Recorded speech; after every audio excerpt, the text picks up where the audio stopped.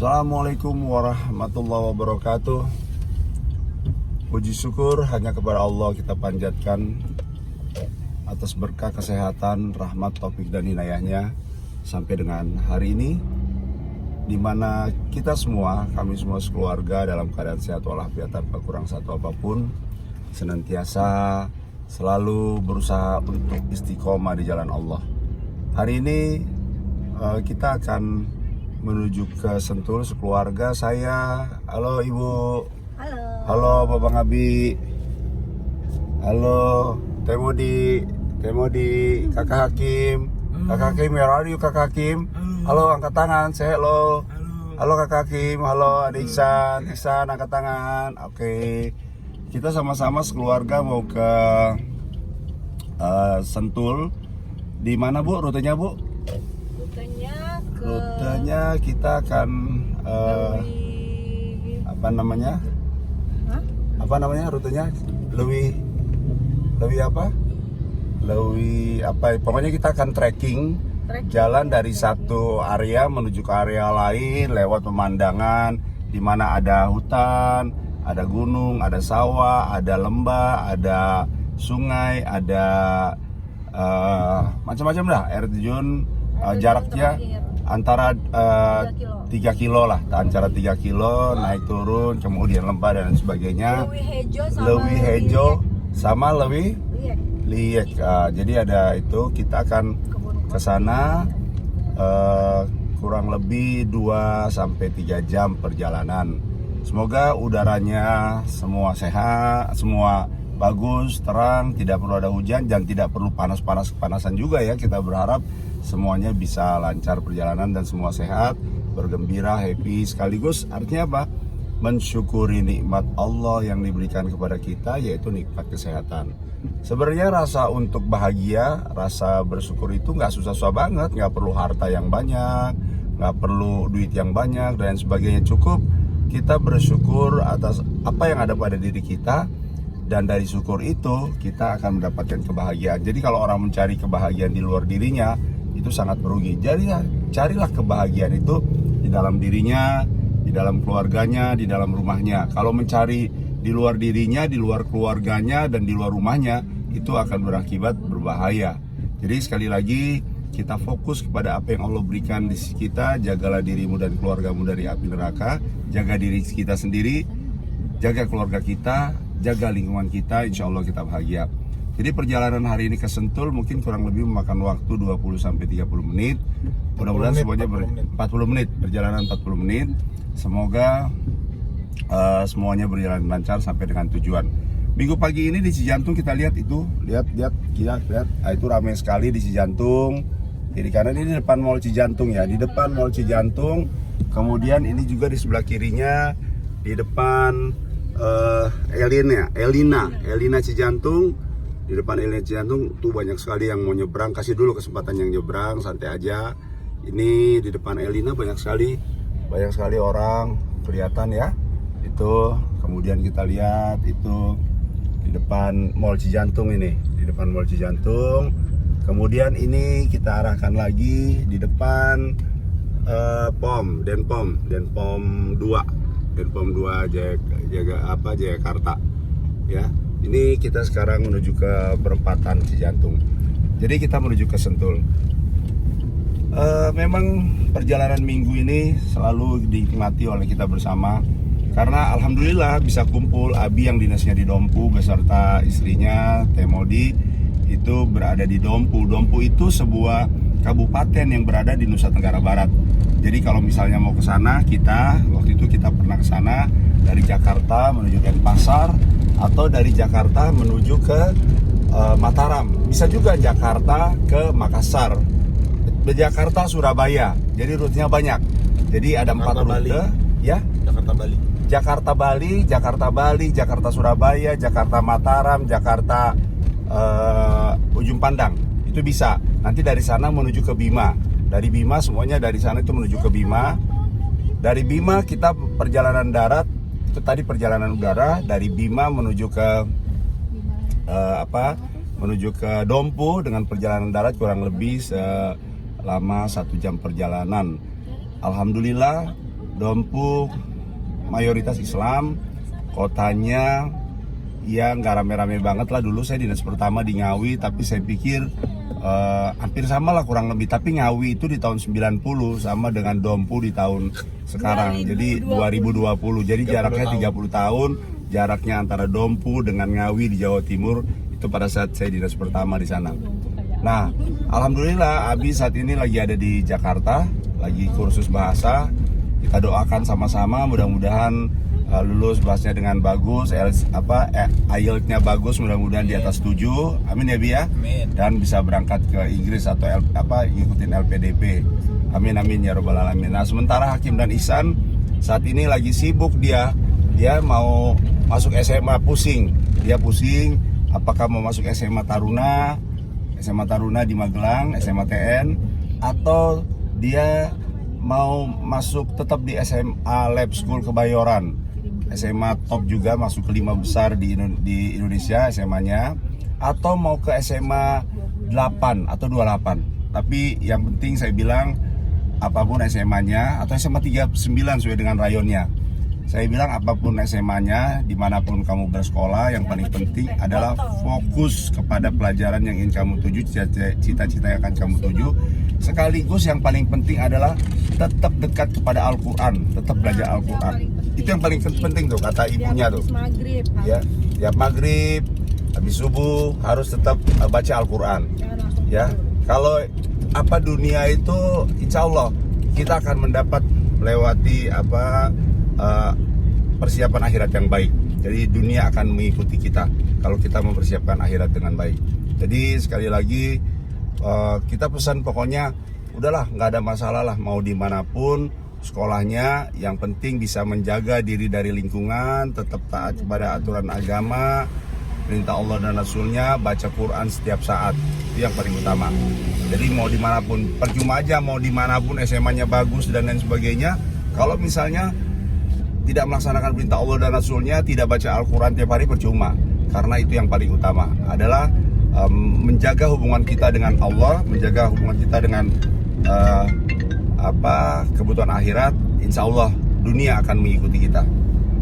Nah, ini perjalanan udah di tol, perjalanan tol TB Simatupang. Kita akan menuju ke jalan tol yang di Bogor, menuju ke Bogor sampai dengan Sentul. Nah, dalam perjalanan nanti kegiatan kita memang hanya bersama-sama keluarga. Nanti ada bergabung juga di sana adik, kemudian ponakan-ponakan, mungkin berjumlah 15 orang. Kita akan bersama-sama bergembira, selalu bersyukur atas Allah yang memberikan kesempatan dan kebahagiaan yang selalu kita lihat di sekeliling kita. Nah, kalau misalnya Hakim dan Ihsan yang anak kembar berdua ini, ya dia memang sudah sepanjang ini sudah sesuai dengan yang kita harapkan. Ya meskipun kadang-kadang ya namanya anak-anak ya, tapi tetap kita bina. Kalau Abi, insya Allah lah anaknya nurut. Kalau misalnya kita bilang begini, ya dia nurut lah. Kalau Ihsan sama Hakim agak komen, agak sedikit komentar, tapi banyak komen, agak berkomentar. Memang tapi suasananya berbeda karena Abi lahir di tahun 90-an, sementara Hakim dan Ihsan generasi Z sudah lahir di tahun 2000-an. Jadi memang inilah dinamika orang tua, bagaimana mengajar anak-anak yang berbeda zaman. Bagaimana orang tua juga yang berbeda zamannya mengajarkan anak-anak yang berbeda zaman. Jadi ini merupakan tantangan tersendiri. Tapi berbeda zaman tapi tetap nggak boleh membantah orang tua. Oh gitu Bu. Jadi meskipun berbeda zaman nggak boleh bantah orang tua ya? Iya dong. Ya betul. Nah kalau menurut Ibu apa nih bedanya antara Hakim dengan Ihsan dengan Abi pada saat mendidiknya dan pada saat situasi mereka umur yang sama? Sebetulnya sama-sama aja. Kalau dibilangin anak-anak nakal ya semuanya emang kayak begitu. Nakalnya tuh nakal pintar sebenarnya ya kan. Tapi kalau zamannya Abi dulu itu belum ada gadget. Kalau sekarang, waduh. Ibu agak maju Bu biar kelihatan jelas. Kalau sekarang udah ada gadget, jadi anak-anak itu fokusnya tuh udah ke gadget gitu loh, jadi terpecah konsentrasinya gitu kan, fokusnya lebih ke gadgetnya. Nah itu yang Oh, gitu. harus kita waspadai sebagai orang tua. Lah terus ibu ada nggak cara untuk ngawasin mereka main gadget? Apa kalau misalnya nggak diawasi kan repot. Jadi harus bisa diawasi. Ibu ada cara nggak untuk ngawasin anak-anak untuk supaya terkontrol masalah gadgetnya? Ya iyalah, harusnya kan dikasih batas waktu dong, waktunya dibatasi kapan dia boleh pegang gadgetnya, kapan dia harus belajar, ya kan. Gadgetnya juga yang dilihat apa dulu gitu kan, tentunya yang bermanfaat, bukan yang Ya. asal-asal apa namanya semua bisa dilihat kan tidak. Oh gitu. Terus kalau misalnya dihadapkan dengan kan kamarnya udah bisa semua tuh, gimana cara kontrolnya ya? Ya pokoknya jam 10 udah harus puas. Sambil ibu bilangin ya kan nggak boleh ini itu ya. Iya. Kasih kepercayaan juga kepada Kasih mereka ya. kepercayaan, tapi Tapi- ada konsekuensinya juga kalau kepercayaan itu dilanggar. Ya, kalau ayah sih nanti ayah kasih kepercayaan. Tapi kalau seandainya nanti dilanggar, ya terpaksa lah iPhone-nya dibanting, siap-siap aja dan gak akan punya handphone selama 2 tahun sampai mereka bisa beli sendiri. Jadi itu konsekuensinya. Nah, terus kalau misalnya ini apa ngaji mereka gimana? Kalau memaksa ngaji mereka. Oh ya, dengar-dengar kemarin ulang tahun dikasih hadiah itu ya. Sama Ihsan dikasih hadiah hafalan surat Ar-Rahman, kemudian sama Hakim dikasih hafalan surat Al-Mulk. Itu gimana tuh ceritanya, Bu? Ya, alhamdulillah walaupun di zaman generasi Z ini, alhamdulillah Hakim dan Ihsan masih tetap bisa konsekuen dengan apa namanya permainan gadgetnya itu. Jadi dia masih tetap bisa meluangkan waktu untuk ngaji, bahkan untuk menghafal surat yang cukup panjang seperti Al-Mulk dan Ar-Rahman seperti itu. Alhamdulillah ibu terima kasih sekali, terharu ibu dapat hadiah. Hadiahnya tuh luar biasa, tidak seperti hadiah-hadiah pada umumnya. Jadi hadiahnya itu menghafal surat yang cukup panjang gitu, yang menurut ibu juga sebetulnya sulit ya menghafal surat yang panjang seperti itu. Jadi ibu membayangkan juga tuh bagaimana rasanya mempunyai anak yang seorang tahfiz Quran, seorang Hafiz Quran ya, seorang hafiz hafiz Quran. Quran. Luar biasa, pasti akan sangat bangga sekali. Janji Allah kan akan Memberikan jubah kepada ya, kedua orang tuanya di akhirat. harta kepada orang tua di akhirat nanti. Apalagi seperti itu ya, hanya baru menghafal surat yang apa?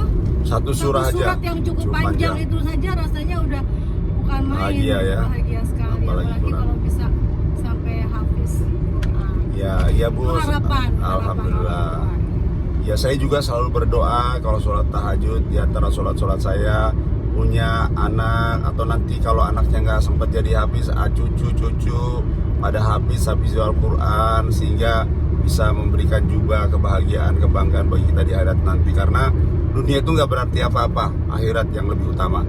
Nah kemudian yang Bu, ini Bu apa namanya, kalau misalnya pernah nggak Hakim sama Ihsan itu atau Abi dulu setelah balik itu ketahuan nggak sholat 5 waktu, itu gimana? Terus sikapnya ibu gimana? Oh ya pernah juga, tapi ibu yakin itu bukan suatu kesengajaan ya, karena dari mulai balita dulu, batita bahkan kita sudah berusaha mengajarkan apa yang diperintahkan oleh Allah kepada anak-anak, supaya itu menjadi pertama menjadi kebiasaan, kemudian lama-lama itu menjadi kebutuhan buat mereka gitu. Jadi kalau misalnya mereka apa namanya, pernah juga sekali 2 kali ketinggalan sholat itu biasanya karena ketiduran, misalnya waktu tahu sampai sekali, tapi kalau karena dia sengaja meninggalkan itu tidak pernah. Oh iya, oke, baik, makasih Bu, apa namanya udah sharing tentang apa namanya kebiasaan. Kemudian terakhir last but not least, harapannya ke depan gimana untuk anak-anak? Harapan ibu anak-anak tentu tetap menjadi anak-anak yang soleh, ya, menjadi anak-anak soleh dan soleha tentunya ya, Mbak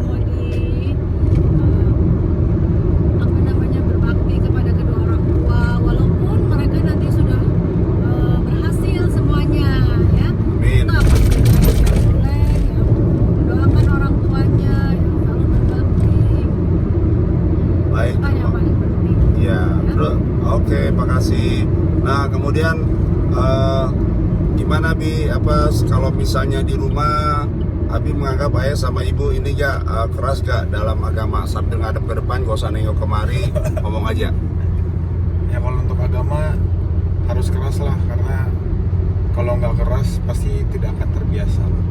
Keras bukan berarti kasar. Oke baik, makasih Babang Abi. Temodi setelah bergabung selama Maret sampai dengan apa nih? Maret sampai dengan November. Akhir November. Mana Temodi mana? Gimana kesannya sama ayah sama ibu? Alhamdulillah senang banget. Seneng ya. Nah, pokoknya yang penting kita selalu. Panutan untuk kami berdua sih, ayah sama ibu itu. Oke. Ya makasih Temodi. Kakak Edison, gimana? Ayah sama ibu keras gak menurut kamu? Iya keras, tapi yang kayak Mas bilang Maju dong, biar kelihatan. Maju. harus dibiasain keras, apalagi soal agama kan. Ya gitu biasa. Biar ada ini ya. Biar punya konsep yang jelas ya. Ya, ayah sama ibu pasti marah kalau kamu melanggar agama. Tapi kalau kamu baik, kalau kurang-kurang dikit masalah dunia itu biasalah. Tapi kalau untuk akhirat, masalah agama, kamu harus benar-benar komit terhadap dirimu dan kepada agama. Hakim Iksan, Hakim, kamu say hello dulu. Gimana ayah sama ibu? Ya sama kayak Ade sama Samina. Oh. Tapi ya nggak kasar. Oh gitu. Gak kasar kan, meskipun kamu ayah bentak-bentak, kalau bangun pagi nggak apa-apa kan? Merasa itu kewajiban karena ya? Iya. Ya karena ayah sama ibu berdosa juga kalau nggak mengingatkan kamu nanti. Oke, makasih. Jadi itulah keluarga kita. Mungkin masih banyak orang yang lebih hebat punya keluarga, bahkan ada yang keluarganya yang semua anaknya hafiz. Tapi memang mungkin Allah akan melihat bagaimana kita, siapapun yang anaknya mungkin belum bisa baca Quran, ataupun orang tuanya belum bisa baca Quran, tetapi saya yakin dan percaya bahwa Allah melihat usaha kita untuk terus berbuat baik, untuk terus berubah ke arah yang baik. Jadi jangan pernah khawatir, jangan pernah merasa rendah diri kalau misalnya kita dan keluarga belum sebaik orang yang memiliki agama yang bagus, taat kepada Allah, anak-anaknya juga sudah menjadi hafizul Quran, sudah benar-benar istiqomah di jalan Allah. Tetaplah, meskipun kita baru bisa 1-2 ayat, tetap yakinlah bahwa Allah melihat usaha kita, bukan melihat apa-apanya. Jadi tetap berbuat baik, tetap berusaha menuju yang baik, dan senantiasa tetap menjadi orang yang baik. Allah tahu siapa kita sejatinya dan bagaimana usaha kita untuk terus mendekat kepada Allah. Semoga ini menjadi